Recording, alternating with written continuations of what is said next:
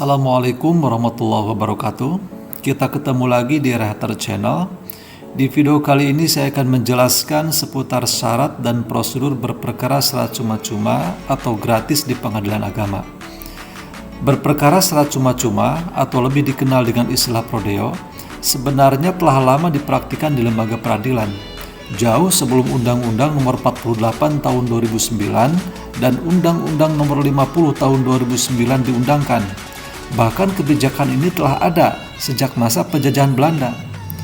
Di era penjajahan Belanda, legalitas layanan pembebasan biaya perkara bisa kita jumpai dalam pasal 237 HYR dan pasal 273 RBG.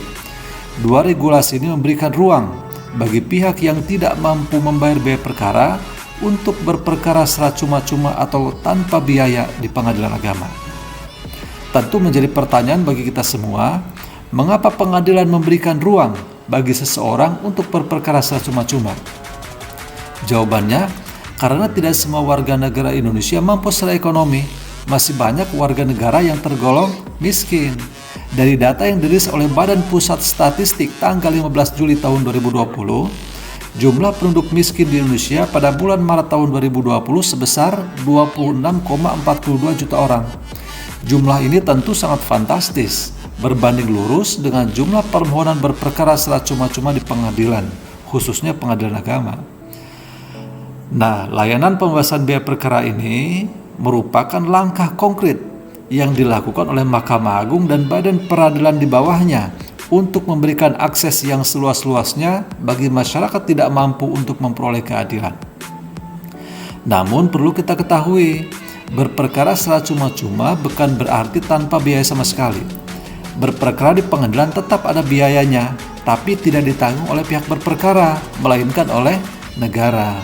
Hal ini telah disebutkan dengan jelas dalam pasal 56 ayat 2 Undang-Undang Nomor 48 Tahun 2009 dan pasal 60B ayat 2 Undang-Undang Nomor 50 Tahun 2009. Lalu apa saja sih syarat yang harus disiapkan oleh pihak yang ingin berperkara secara cuma-cuma di pengadilan?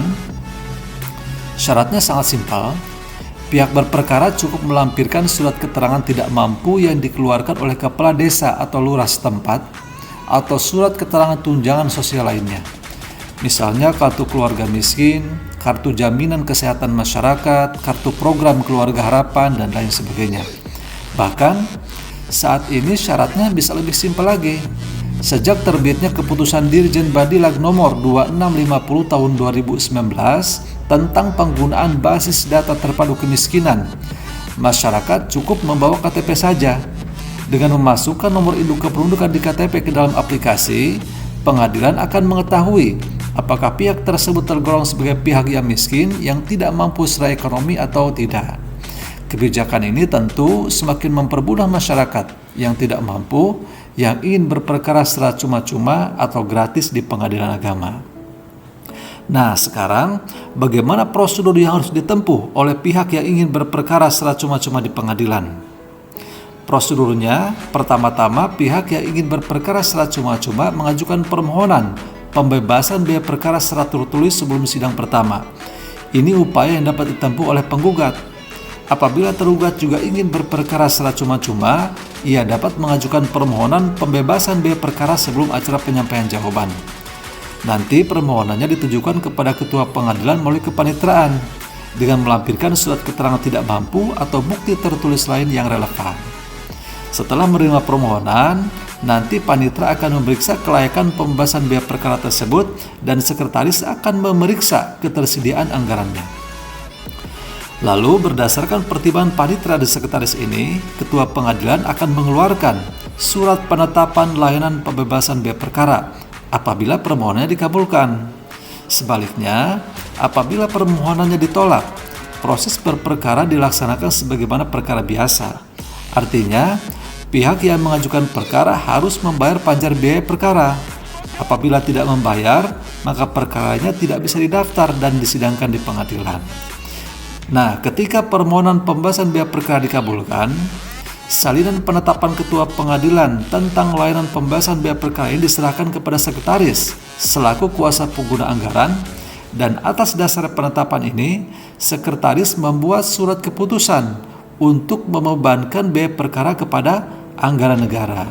Terakhir, bendahara pengeluaran menyerahkan biaya layanan pembebasan biaya perkara kepada kasir sebesar yang telah ditentukan di dalam surat keputusan. Apabila panjar biaya perkara yang telah ditentukan ini habis, sekretaris dapat membuat surat keputusan untuk menambah panjar biaya perkara pada perkara yang sama. Hal yang tidak kalah penting, layanan pembebasan biaya perkara ini bisa diajukan di semua tingkatan pengadilan, bukan hanya di tingkat pengadilan pertama saja. Dengan kebijakan ini, pihak berperkara dapat menyelesaikan perkaranya secara gratis dan tuntas, dari awal mengajukan gugatan hingga akhir atau mendapatkan keputusan yang berkekuatan hukum tetap. Kebijakan pembebasan biaya perkara ini tentu sangat membantu bagi masyarakat yang tidak mampu. Kebijakan ini bisa meningkatkan akses terhadap keadilan di tengah-tengah keterbatasan biaya, sehingga keadilan tidak hanya bisa dinikmati oleh orang kaya saja, tapi oleh semua, termasuk yang tidak punya apa-apa. Nah, demikian syarat dan prosedur berperkara secara cuma-cuma di pengadilan agama. Semoga informasi ini bermanfaat, dan jangan lupa like, komen, dan subscribe.